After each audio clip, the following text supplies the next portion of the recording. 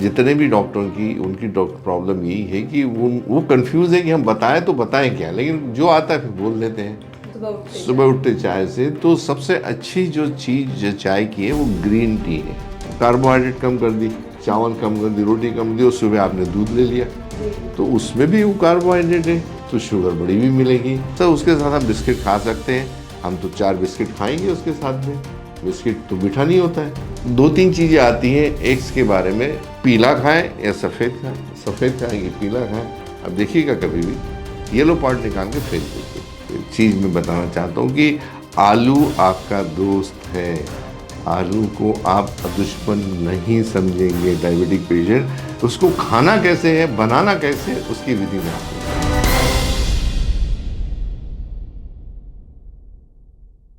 नमस्कार, नेशनल खबर में आपका स्वागत है और मैं प्रज्ञा झा। नेशनल खबर में आपने डायबिटीज को लेकर जो है काफी सारे इंटरव्यूज देखे होंगे शोधकर्ता डॉक्टर एस कुमार को लेकर, और उन्होंने कई दावे भी किए हैं। वो सारी चीजें आपने सुनी होंगी। हमारे वेबसाइट पर भी आपने डॉक्टर एस कुमार और साथ ही डायबिटीज को लेकर भी कई सारी चीजें पढ़ी होंगी। तो सबसे ज्यादा जो मन में किसी भी डायबिटीज पेशेंट के सवाल आता है वो ये कि हम आखिर खाएं क्या, क्योंकि ज़्यादा से ज़्यादा चीज़ें तो हमें मना कर दी जाती हैं। चावल मत खाओ, तेल मत खाओ, और तमाम जो चीज़ें आप खा रहे हैं उनके लिए मना कर दिया जाता है, रोकथाम होती है। लेकिन आज इस खास प्रोग्राम में हम आपको बेस्ट टिप देंगे कि आखिर वो कौन सा फूड है जो एक डायबिटिक पेशेंट ले सकता है। तो चलिए आपको जानकारी देते हैं इस पूरे जो फूड है या जो डाइट है उसके बारे में। और मेरे साथ अभी मौजूद हैं जाने माने शोधकर्ता डॉक्टर एस कुमार। सर, आपको बहुत स्वागत है सबसे पहले। नमस्कार। और बहुत दिनों के बाद मुलाकात हो रही है। कैसे हैं आप सर? बहुत बढ़िया है, आप सुनाइए, आप कैसे? मैं बिल्कुल ठीक हूँ सर। सबसे पहला सवाल मेरा आपसे यही होगा सर कि लोग बहुत कंफ्यूज हैं कि हम खाएं क्या। और मैं कई ऐसे इंटरव्यूज़ जो है सुनती रहती हूँ जिसमें पेशेंट का हर बार ये सवाल होता है कि मुझे ये समझ नहीं आ रहा कि मैं किस तरीके का भोजन करूँ। तो आप कोई टिप तो बताइए सर। कुछ टिप्स मैं देना चाहूँगा। हर जो डायबिटिक पेशेंट्स हैं नेचुरली, क्योंकि हर पैथी एक अपनी चीज़ बताती है। बहुत बार क्या हो रहा है कि एक बार ऐसे डिस्कशन हुआ तो एलोपैथिक डॉक्टर के ग्रुप में मैं बैठा था, तो डॉक्टर साहब ये बोल रहे थे कि हर पेशेंट उनसे ये पूछता है कि सर हम खाएं क्या। डॉक्टर हैं तो नेचुरली पूछा जाता है। अब डॉक्टर लोगों के पास सुविधा ये है कि उनको न्यूट्रिशन के बारे में कभी पढ़ाया ही नहीं जाता, तो वो बोलते हैं हम बताएं तो बताएं क्या लेना है। बिल्कुल भाई, न्यूट्रिशन का सब्जेक्ट है ही नहीं उनको, और जो कुछ भी मालूम होता है वो तो इधर उधर से जो इन्फॉर्मेशन मिलती है उसके ऊपर चलते हैं। तो सबसे बड़ी जो प्रॉब्लम है आज जितने भी डॉक्टरों की उनकी डॉक्टर प्रॉब्लम यही है कि वो कंफ्यूज है कि हम बताएं तो बताएं क्या, लेकिन जो आता है फिर बोल देते हैं।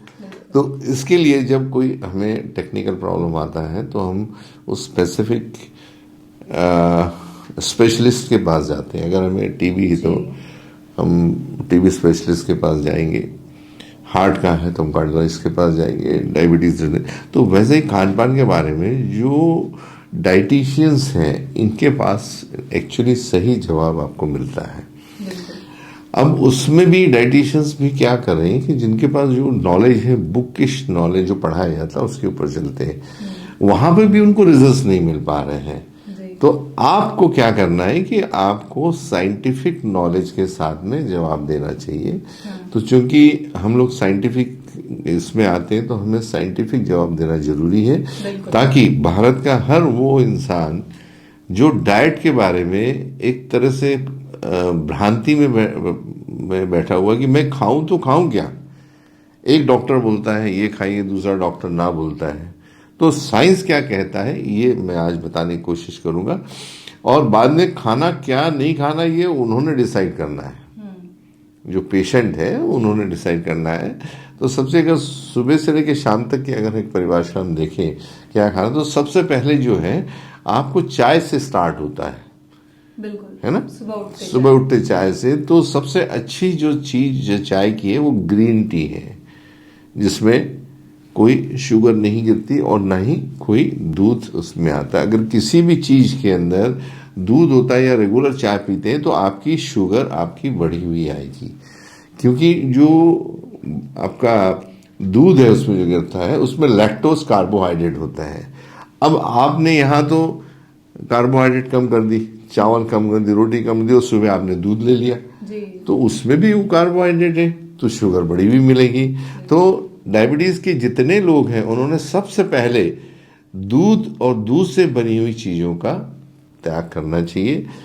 ग्रीन टी या रेगुलर ब्लैक टी उन्होंने लेना चाहिए फर्स्ट। सेकंड, आप कभी डॉक्टर से पूछ लीजिए या पेशेंट से पूछ लीजिए, सर उसके साथ हम बिस्किट खा सकते हैं? हम तो 4 बिस्किट खाएंगे उसके साथ में, बिस्किट तो मीठा नहीं होता है।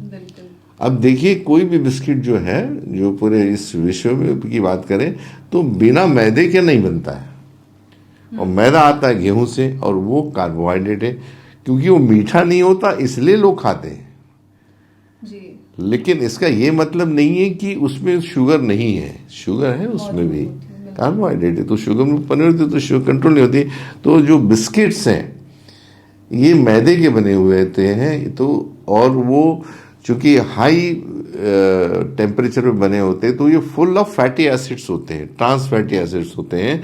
तो बिस्किट का सेवन जो है करना डायबिटिक पेशेंट्स के लिए सही नहीं है। ये मत समझिए गए कि वो मीठा नहीं है इसलिए खाना है, ठीक है ना, नुकसानदायक, वो शुगर बढ़ाएगा ही। और फिर बोलते हैं कि भाई हम लोग तो सब कर रहे हैं लेकिन तो शुगर कंट्रोल नहीं आ रही है।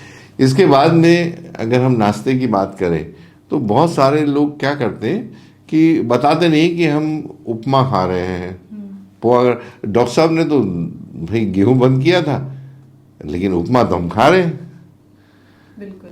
अब उपमा अभी भी लोगों को मालूम नहीं है कि ये गेहूं से बनता है, रवा जो होता है ये उससे बनता है। तो दोस्तों, आपको उपमा और पोहा जो होता है उसका इस्तेमाल नहीं करना चाहिए। उसकी जगह दालों की कोई भी चीज आप बना के खा सकते हैं, चाहे कोई भी दाल हो, स्पेशली जो मूंग की दाल होती है। मूंग के दाल को आप रात को भिगा के रखिएगा और दूसरे दिन सुबह उबाल करके उसके भजिए बना ले, या डोसा बनता है इसका, बहुत अच्छा डोसा बनता है। और चूंकि अभी हमारे यहाँ तो लो ग्लाइसेमिक इंडेक्स राइस भी है, तो चावल और वो डाल के बहुत अच्छे डोसे बनते हैं। अगर आप हैदराबाद विजयवाड़ा साइड में जाएंगे ना तो वहाँ पे आपको मूंग के दाल के ही डोसे मिलेंगे आपको, हेल्दी। तो वो आप रेगुलर खाएं। आपको पेट भर के खाना है, आप ये मत समझिए कि आप कम खाएं, ऐसा नहीं है, इसको पेट भर के खाना है। अब इसमें जो बनता है तो फिर तेल की बात आती है। तो तेल जो है, जो हमने पहले भी कई वीडियोस में बताया है कि आपको अल्फा कार्डियो जो कुकिंग ऑयल है, राइस ब्रान ऑयल है, उसमें अगर प्रेफरेबली अगर आपको अवेलेबल होता है तो आप उसमें जरूर बनाइए, तो उसका इफेक्ट बहुत अच्छा बनेगा। बाद में जब हम खाने बैठते हैं तो हमें फिर गेहूं की रोटी की बात है, तो उसका सपोर्टिव हमने अल्टरनेटिव बताया था कि आपको जौ की रोटी खाना है। जौ को आपको पानी में भिगो के, जौ का क्या बोलते हैं आप, एक तरह खिचड़ी टाइप का बनता है जौ का, आप पानी भिगा के रखेंगे तो उसको आप अच्छे से बना के जौ का खा सकते। इसका ग्लाइसेमिक इंडेक्स 25 है, तो इसके खाने से शुगर आपकी नहीं बढ़ती है। अल्फा कार्डियो ऑयल ही क्यों, और इसके क्या फायदे हैं? अगर कोई इसके फायदे ये हैं कि देखिए, जो डायबिटीज का मुख्य कारण है वो मैंने आपको पहले ही बताया था कि किसी भी तेल को अगर गर्म करते हैं तो उसमें धुआं आता है जी। और धुआं ये बेसिक कारण है क्योंकि वो ट्रांस फैटी एसिड्स एक्रिलामाइड, एक्रिलामीन या एडवांस ग्लाइसेशन एंड में परिवर्तित होने के कारण जो हमारे इंसुलिन रिसेप्टर्स हैं उसको ब्लॉक कर देते हैं जी। तो हमें ऐसा तेल चाहिए जिसमें धुआं नहीं है। अल्फा कार्डियो डी ऑयल में धुआं कभी नहीं आता है। बाकी जितने तेल हैं इसमें सब धुआं आता है, जिसके कारण ट्रांस फैटी एसिड्स अगर आपके बन गए हैं तो आपके अगर रिसेप्टर अगर ब्लॉक हो गए तो that is causing insulin resistance, जो बेसिक कॉज है। तो ये आपने अवॉइड करना है। आपको अल्फा कार्डियो डी ऑयल है, ये प्रेफरेबल है कि अगर वो लेते हैं तो रिजल्ट्स की गारंटी 100% है इसमें। और कहाँ से मिल सकता है ये तेल? ये तो करीब करीब हमारे जितने भी सेंटर्स हैं वहाँ ये अवेलेबल है ऑल इंडिया पे। और अगर कोई ऑनलाइन भी चाहता है तो हमारे वेबसाइट पे जाके वो मंगा सकता है। उनको ऑनलाइन पूरे भारत में इसका डिलीवरी की सिस्टम हमारे यहाँ बनी हुई है। इसके बाद में जो नमक है वो आपको सेंधा नमक, आपको रेगुलर नमक की जगह सेंधा नमक खाना है। आपको जो रेगुलर अगर आप खाना खा रहे हैं तो आपको दालें हैं वो उसकी क्वांटिटी डबल करना है। अगर आप 1 कटोरी खा रहे हैं तो उसको 2 कटोरी कर दीजिएगा। और अगर एसिडिटी है तो तुअर, जिसको राहर की दाल बोलते हैं, ये नहीं खाना है उन्होंने, तुअर दाल अगर एसिडिटी है तो। नहीं तो बाकी सब उसकी डबल मात्रा में, अगर 1 कटोरी खा रहे हैं तो 2 कटोरी खाएं। अगर उसके अंदर सारे जो दालें हैं, जैसे कि चना है, चने की दाल है, चने कई तरीके के आते हैं, है ना, ग्रीन आते हैं, येलो आते हैं, ब्राउन आते हैं, देन बड़े वाले काबुली चना होता है। तो इनका सेवन अच्छे मात्रा में करें, ताकि इसमें हाई प्रोटीन कंटेंट होने के कारण शुगर बढ़ने की संभावना बहुत कम होती है। अच्छा सर, एक पेशेंट का सवाल भी ये था कि वो पूछ रहे थे कि क्या एक डायबिटिक पेशेंट एग का सेवन कर सकता है या नहीं। आ रहा हूँ, उस पर भी आ रहा हूँ। आपने बहुत अच्छा सवाल पूछा है। एग्स के लिए, डायबिटीज लोगों के लिए एक भगवान का दिया हुआ वरदान है ये, क्योंकि हमारी शुगर बढ़ती कैसे? कार्बोहाइड्रेट से। और जो एग होता है इसके अंदर कार्बोहाइड्रेट 0 होता है, तो इसमें शुगर बढ़ने की संभावना बिल्कुल 0 है, बढ़ती ही नहीं है, इसे कितना भी खाएं। अब 2-3 चीजें आती हैं एग्स के बारे में कि पीला खाएं या सफेद खाएं, सफेद खाएं कि पीला खाएं। अब ये इतना भ्रमित है भारत में कि मुझे तो अभी भी लगता है कि 90% लोग भारत के ऐसे हैं जो एग्स खाते हैं तो येलो पार्ट निकाल के फेंक देते हैं। अब देखिएगा कभी भी येलो पार्ट निकाल के फेंक देते हैं। ये सबसे बड़ी गलती कर रहे हैं, क्योंकि डॉक्टर बोलता है कि इससे खाने से कोलेस्ट्रॉल बढ़ता है। भाई कोलेस्ट्रॉल, उसके अंदर हमारा जो कोलेस्ट्रॉल है बॉडी के अंदर 75 से 80% हमारा लीवर पैदा करता है, और 20% डाइट। आप कितने भी अंडे खाएंगे तो कोलेस्ट्रॉल बहुत थोड़ा सा बढ़ेगा उसमें से। और कोलेस्ट्रॉल आपका दोस्त है, मैं आपको बता रहा हूँ। जो येलो पार्ट है इसको हम फास्फोलिपिड्स बोलते हैं। जो हमारा जो सेल होता है स्ट्रक्चर, उसका जो आउटसाइड का जो आवरण है वो फास्फोलिपिड्स का बना होता है, जिसके कारण उस जो कार्य क्षमता है सेल की वो फास्फोलिपिड्स के ऊपर डिपेंड करती है।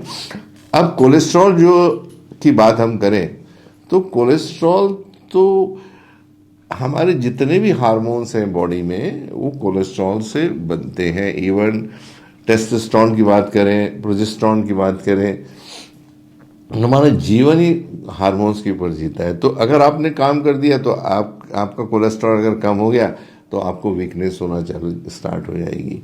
तो लोग क्या करते हैं कि एग्स की बात करें तो जो अब गर्म करते हैं तो डीनेचर हो जाता है, लेकिन फिर भी उसमें अमाइनो एसिड्स की अवेलेबिलिटी होती है। कई लोग बुक्स बोलती कि डीनेचर है, प्रोटीन खत्म हो गया, लेकिन ऐसा नहीं है। कंबाइन आपको होल एग लेना है। और डायबिटीज पेशेंट को अगर शुगर कंट्रोल नहीं हो रही है तो उन्होंने सिर्फ नाश्ते में, खाने में और इसमें अगर 2-2 एग्स लें, और उसके साथ में हरी मूंग जो है स्पेशली उसका कुछ चीला बना लें या उसको छौंक दें और उसका सेवन करें, तो कितनी भी बड़ी हुई शुगर है आप देखेंगे कि कंट्रोल में आने लगती है उसमें से। सर कुछ लोग ऐसे होते हैं जो मतलब एग्स अवॉइड करते हैं या जो वेजिटेरियन ज़्यादा होते हैं, तो उनके लिए क्या ऑप्शंस हो सकते हैं? उनके लिए बहुत सिंपल सा एक है कि जो मैंने मूंग बताई आपको, मूंग है, चने हैं, इसका पूरे अच्छे मात्रा में सेवन करें। सिर्फ मूंग खा सकते हैं अगर, क्योंकि वेजिटेरियन कई लोग होते हैं कि भाई हम लोग एग्स नहीं खाते हैं नॉन, तो उनके लिए एक बहुत अच्छी चीज़ है कि वो हरी मूंग का इस्तेमाल कर सकते हैं। सब्जियां जो है वो डबल खाना है उन्होंने, जितने भी हैं। आज एक बहुत चौंकाने वाली बात इस वीडियो के माध्यम से सबको बताना चाहूँगा कि आलू जो है इसके बारे में भी आज एक बहुत बड़ा क्या बोलना चाहिए, स्पोर्ट लायक एक चीज़ में बताना चाहता हूँ कि आलू आपका दोस्त है। आलू को आप दुश्मन नहीं समझेंगे डायबिटिक पेशेंट। उसको खाना कैसे है, बनाना कैसे है, उसकी विधि मैं आपको बताता हूँ आज। तो आज जितने डायबिटिक पेशेंट हैं आज के बाद आराम से आलू खा सकते हैं, लेकिन तरीका उसका क्या है वो बताता हूँ। जितने आपको आलू खाना है उसको पहले उबाल लीजिएगा आप अच्छे से, और उसको उबालने के बाद आप फ्रीजर में डाल दीजिएगा उसको 24 घंटे के लिए। डालने के बाद उसको वहां से निकाल के फिर आप उसको बॉईल कर लीजिए। फ्रीजर में डालना है आपको, और उसको निकाल के फिर आपको बॉइलिंग करना है। उसके बाद आपको जितना खाना है उतना खाइए, आपकी शुगर बिल्कुल नहीं बढ़ेगी। इस प्रोसेस से हुआ क्या तकलीफ आई? हाँ, अभी आप लोगों को एक स्टार्च के बारे में मालूम है। स्टार्च होता है जो जनरली स्टार्च से शुगर बनता है, लेकिन इसमें कुछ स्टार्च ऐसे होते हैं जिसको रेजिस्टेंस स्टार्च बोलते हैं हम लोग। तो ये रखने से जो अंदर का जो केमिकल रिएक्शन होता है बीच में अंदर में उस टेम्परेचर पे और हाई टेम्परेचर में, ये जो स्टार्च है रेजिस्टेंस स्टार्च में कन्वर्ट होने के कारण वो शुगर में तब्दील नहीं होता है। अच्छा। तो एक बहुत बड़ी जो चीज आज मैं बता रहा हूँ, आज जितने भी डायबिटिक पेशेंट्स हैं आज उनके लिए ये तोहफा है। तो जो आलू नहीं खाना आते वो आराम से आलू खा सकते हैं। हम उसके साथ में आप लोगों को चावल के भी बारे में मैंने बताया कि हमारे यहाँ लो ग्लाइसेमिक इंडेक्स का चावल है, जिसके अंदर प्रोसेस के रेजिस्टेंस स्टार्च की प्रक्रिया करके एक स्पेशल बनाया गया है, स्पेशल कल्टीवेट किया जाता है। तो आप चावल भी आराम से खा सकते हैं, चावल खाने के लिए कोई दिक्कत नहीं। अब आपको आलू भी खा रहे हैं, चावल भी खा रहे हैं, तली हुई चीजें भी खा रहे हैं, अंडा भी खा रहे हैं। तो अब बताइए कि पेशेंट तो खुश होना ही है कि नहीं होगा? बिल्कुल, उनके मन की मुराद पूरी होगी आज। मुराद हो गई है। इसमें दो चीजें हैं। फल के बारे में आप लोगों को बताना चाहूंगा कि अगर आपको फल का कोई भी सेवन करना है तो 25%, अगर एक सेब है तो उसका 25% खाएं, बाकी लोगों को बांट दें। लेकिन ड्राई फ्रूट्स जो हैं ये अधिक मात्रा में खाना है उन्होंने। काजू, बादाम, पिस्ता, अखरोट, मूंगफली, चने जो हैं ये डबल मात्रा में खाएं, कोई दिक्कत नहीं है। लेकिन जो फ्रक्टोज बेस्ड है, जो सूखे जो मेवे होते हैं उनकी जो क्वांटिटी थोड़ी कम रहेगी और इनकी क्वांटिटी आपकी ज़्यादा रहेगी। घी और मक्खन अच्छे से खाना है। घी और मक्खन का कोई प्रॉब्लम नहीं है इन लोगों में खाने के लिए।